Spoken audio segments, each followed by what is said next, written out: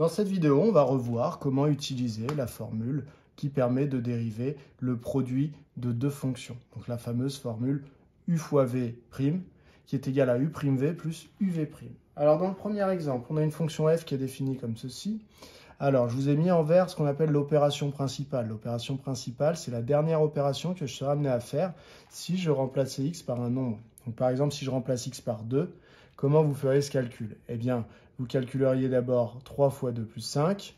Ensuite, vous calculeriez cette parenthèse avec des x remplacés par des 2. Et vous finiriez par faire la multiplication. C'est donc la multiplication qui est la dernière opération et donc l'opération principale.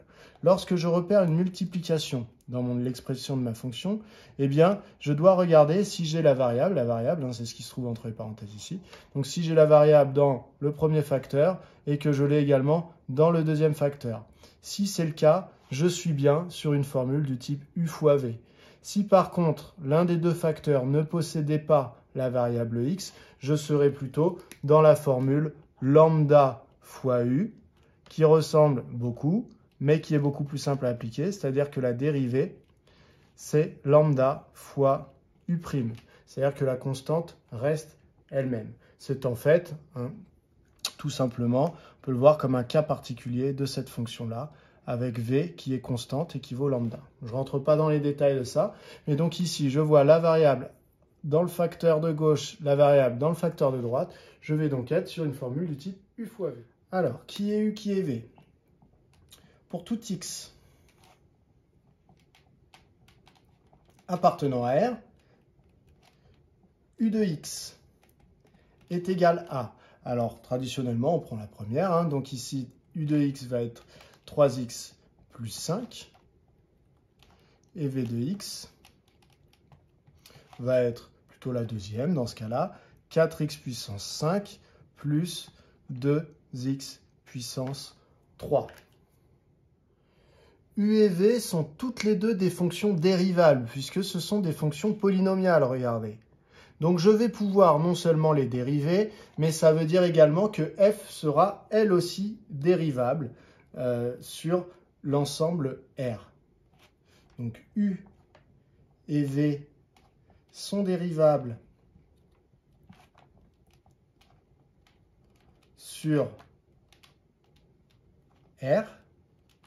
Donc, f est dérivable sur R. Si vous voulez préciser pourquoi u et v sont dérivables sur R, c'est ce que j'ai dit juste avant, c'est que ce sont des fonctions polynomiales. Et dans votre cours, vous avez les propriétés des fonctions polynomiales qui disent qu'elles sont toutes dérivables. Donc, je vais pouvoir calculer u' de x. U' de x, c'est la dérivée de, c'est l'expression de la dérivée de u.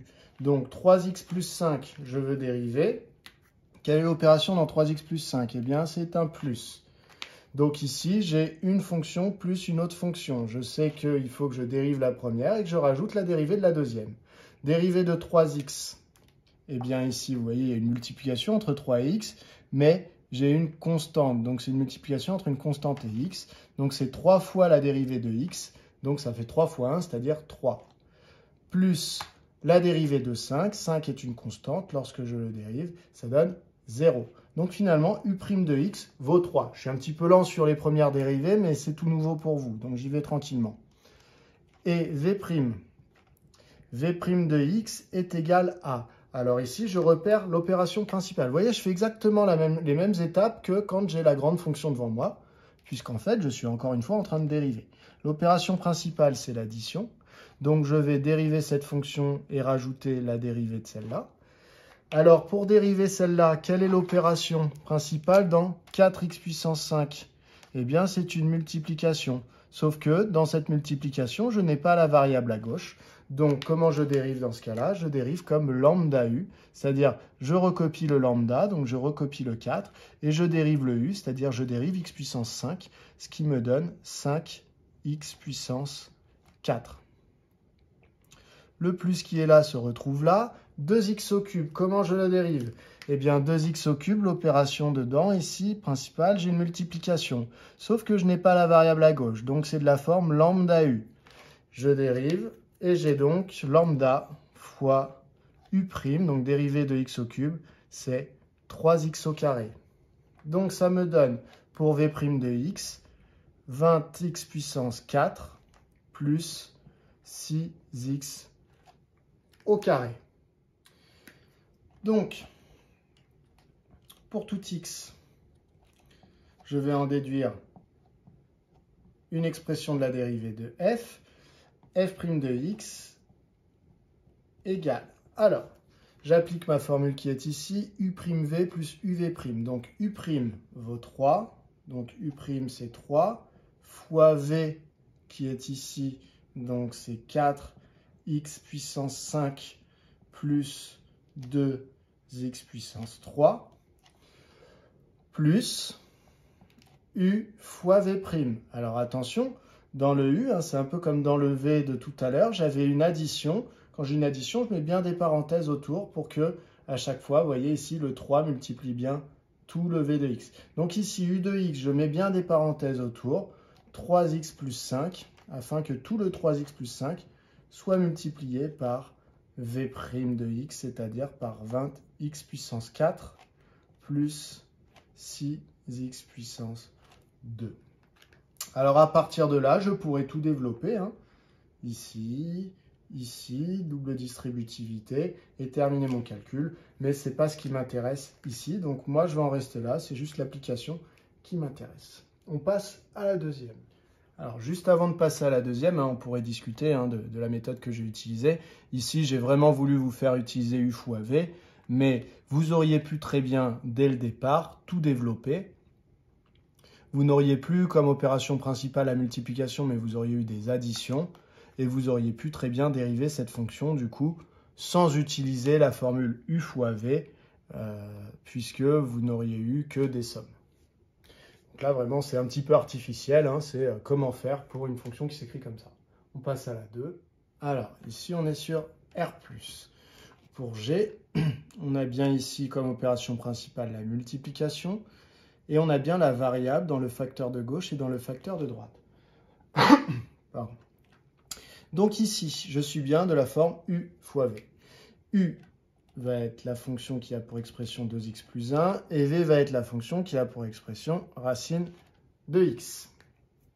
Ici, je me retrouve face à une fonction polynomiale pour la fonction u, et à la fonction racine carrée pour la fonction v. Donc il faut que je fasse attention. U est bien dérivable sur l'ensemble de définitions de la fonction g, donc sur R+. Par contre, il faut que je fasse attention parce que v, elle a beau être définie sur R+, la fonction racine carrée, elle n'est dérivable que sur R+, étoile. Donc je vais préciser, et v est dérivable sur R+, étoile. Donc je fais attention puisque vous voyez la fonction racine carrée n'est pas dérivable sur tout l'ensemble de définitions de la fonction g. Donc ça veut dire que la formule que je vais donner pour g', pour la dérivée de g, ne sera valable que sur R+ étoile. C'est-à-dire elle est valable sur l'intervalle le plus petit des deux, puisqu'ici le v' n'existe pas en 0. Eh bien g', a priori, n'existe pas en 0, ou tout du moins, la formule, le théorème de notre cours ne nous permet pas de la trouver. Donc, g est dérivable sur R+ étoile, et du coup, je peux calculer la dérivée pour tout x appartenant à R+ étoile. Alors, je vais avoir besoin de u'. Donc, u' de x vaut la dérivée de 2x plus 1. L'opération principale, c'est l'addition. Donc, je dérive terme à terme. Dérivée de 2x, c'est 2 fois la dérivée de x. Donc, c'est 2 fois 1, c'est-à-dire 2. Dérivée de 1, c'est 0. Et v', eh bien, dérivée de la racine carrée, c'est 1 sur 2 fois la racine carrée de x. À partir de là, je vais appliquer ma formule qui est ici. Donc, pour tout x appartenant à R+ étoile, eh bien, g' de x est égal à u' fois v, donc 2 fois la racine carrée de x, plus u, je mets bien mes parenthèses, 2x plus 1, fois v', fois 1 sur 2 racines de x. Encore une fois, ici, les transformations d'écriture sont possibles. Je ne vais pas m'y attaquer aujourd'hui, ça n'est pas mon propos. Alors, pour la troisième fonction, vous ne la faites que si vous avez déjà abordé la fonction exponentielle cette année. C'est au programme de première, donc peut-être que vous ne l'avez pas encore vu. C'est même quasiment certain si vous en êtes au début de ce chapitre.